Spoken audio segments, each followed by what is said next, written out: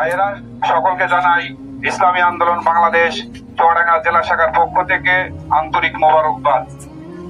আলহামদুলিল্লাহ, বিশেষ চরমোনার নির্দেশনায় আমরা সারা বাংলাদেশ থেকে নোয়াখালী, ফেনী এবং আরো কিছু জেলার সহযোগিতার জন্য হাদিয়া স্বরূপ আমরা আপনাদের মাঝে ন্যূনতম বলবো, একেবারেই ন্যূনতম কিছু আমরা হাদিয়া নিয়ে এসেছি।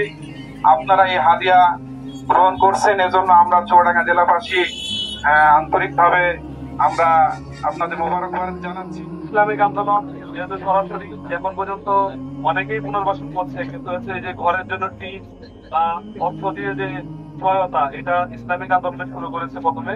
এই জন্য আমি তাদেরকে আন্তরিকভাবে ধন্যবাদ ও কৃতজ্ঞতা জানাচ্ছি।